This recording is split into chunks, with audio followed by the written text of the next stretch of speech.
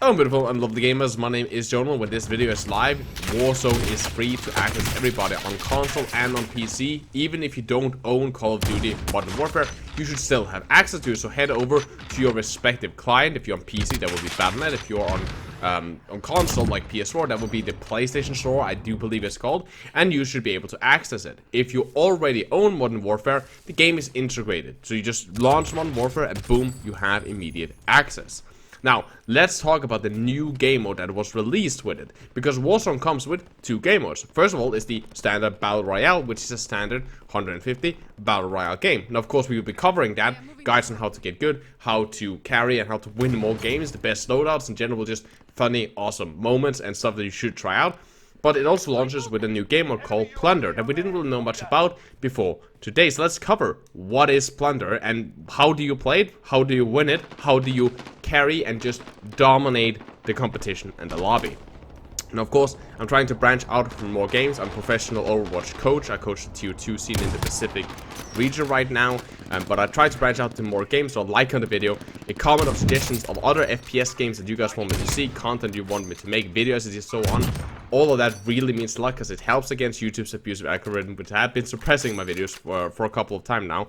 And of course, subscribe to your channel to keep up the support if you like this type of content. I would be amazed if you would join the community, Discord, Twitter, Twitch, link down this in the description. Holy shit, words are really difficult today, but let's just dive into it. So Plunder is essentially, how can I say it? It's like Battle Royale if Battle Royale had more tactics. I think that's a very good way of putting it. So Plunder essentially is that there are cash that is spread all around the map, and like these, essentially, it's kind of funny because there's no loot boxes in the game, but still Activision manages to add loot boxes literally in the game by having boxes that spawn out cash and also weapon and gadgets and equipment to you. You pick up the cash and then you try to get to a helipad. And when you have enough that you feel that you want to kind of try to save it and try to deposit this at a helicopter and getting it safe. There's also ways to deposit it by finding these small balloons that since you can deploy, add the cash up and it will fly up to the sky. The team that had deposited the most cash wins the game.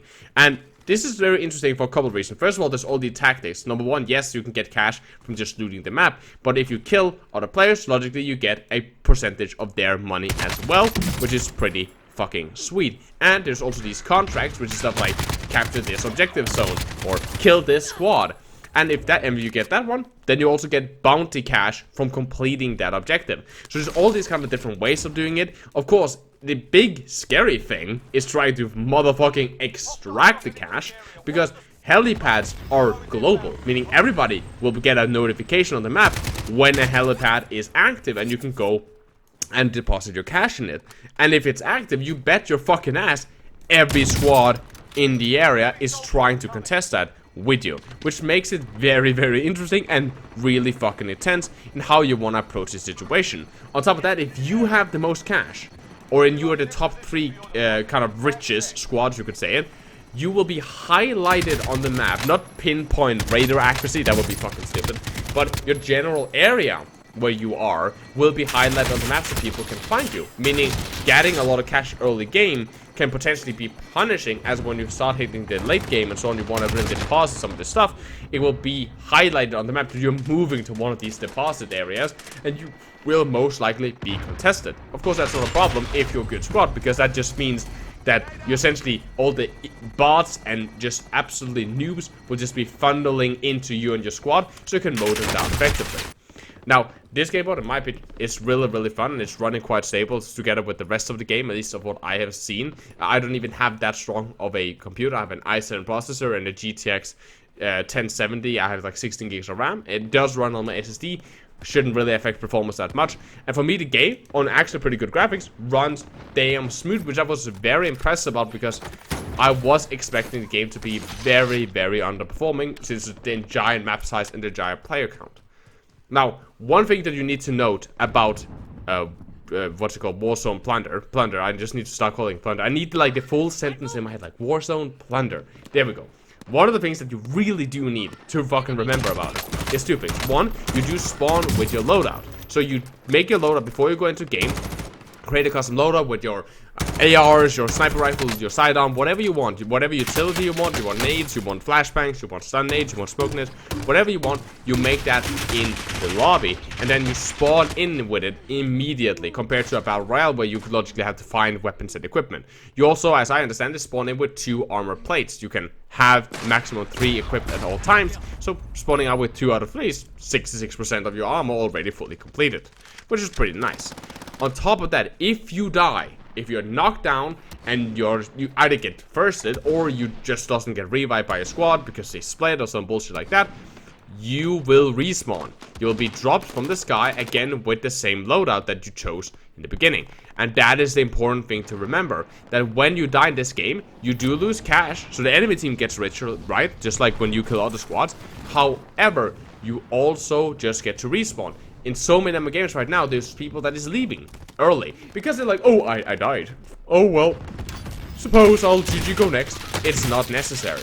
That's also why one complaint. The games are quite long. Like, these last about a half an hour if you want to play it fully through, and leaving your squad alone is like letting them play 2v3 or 1v3, which I've been doing a little bit too much right now because people are leaving. So I don't think that's really a viable option. I think the length of the games are pretty long, which is... And this is where I'm conflicted, because like a time commitment like that is such a long thing. You can't just quickly jump on, play around, and get the fuck out, unless you want to ruin somebody's experience. And I wouldn't be surprised if they start implementing some form of lever penalty early in the game cycle. Number 2 is that it does fit so fucking well. So it's something that I personally don't like, these long forced games where it's not about the first squad, like in Battle Royale, it's just the first squad to stay alive, right, to not die. And that those can go pretty fast in some lobbies and pretty slow in some others. While this is like, there's a time limit. You will continuously respawn, continuously gather cash until the end. And when it's at the end, then the match is finally done. And it does take a long time. But the pacing is just so nice because it allows comeback. In the end of the lobby, you will get this overtime round where gathering and receiving cash is multiplied by, I think, 1.5.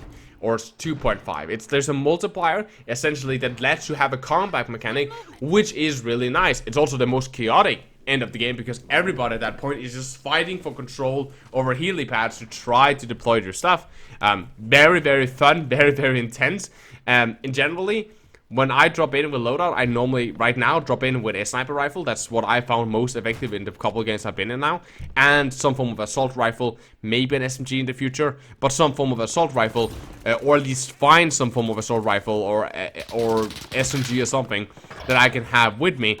And that is a pretty banger loadout because snipers are one shot at most ranges unless it's those really long extreme ranges. You can one tap with the sniper rifle and they hurt like hell. And then because you can customize them as you want, you can have thermal optics on it from start. So as soon as you spawn, you have a sniper with thermal optics and a fully loaded AK.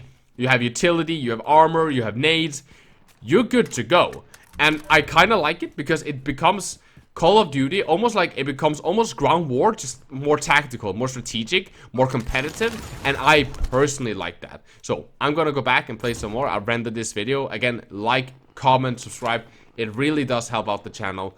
I hope you guys enjoyed this type of content. Again, feedback, all that stuff. Also my Twitter, Twitch, and Discord server is linked down in the description if you wanna communicate with me there. Follow, hit me up, or something similar. Those are the social media that I mostly use for communication.